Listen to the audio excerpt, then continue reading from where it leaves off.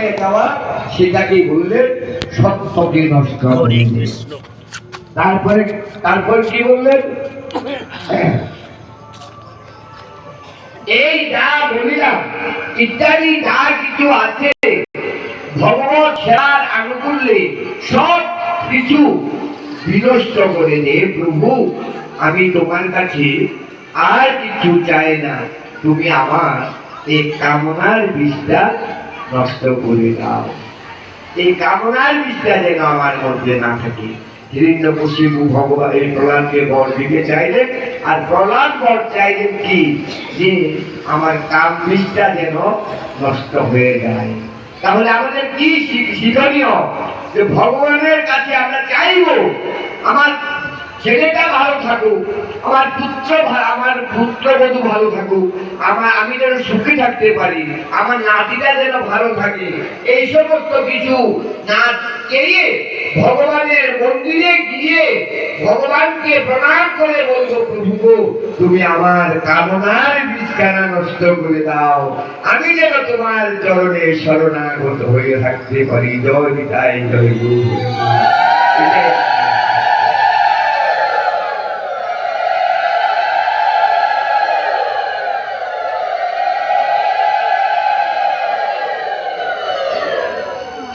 তখন রামানন্দ মহাপ্রভুকে বললেন, প্রভু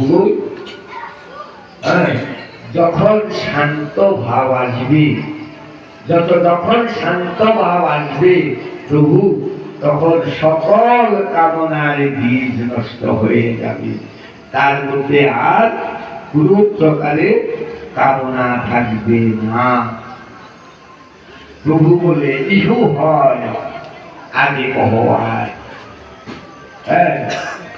তারপর রামানন্দ কি বললেন?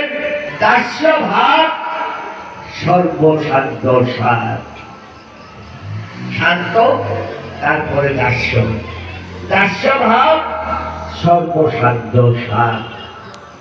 দাস্য ভাবটা কি? তুমি প্রভু আমি দাস, তুমি প্রভু আমি দাস। এই কলিযুগে, বর্তমান যে কলিযুগ, এই কলিযুগে দাস্য ভাব ছাড়া আর অন্য কোনো ভাবকে আশ্রয় করা, অন্তত আমার ব্যক্তিগত কথা, সম্ভব নয়। বলে আমি তো ভগবানকে বন্ধুর মতো ভালোবাসি।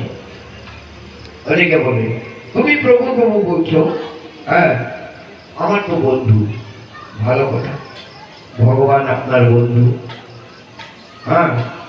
আচ্ছা, সখা, বন্ধু মানে সখা। আচ্ছা গো বাবা, আমাদের একটি পার সঙ্গে যদি একটি পা লাগে, আমরা কি প্রণাম করি? ডান পাটা বা পায়ে লাগলো, আমরা প্রণাম করি? করি না। কেন করি না? আমারই তো পা, এটা আমারই তো পা। আমার পায়ের সঙ্গে আমার পা যদি লাগে, তাহলে আমার দণ্ডবোধ করার, প্রণাম করার কোনো প্রয়োজন নাই।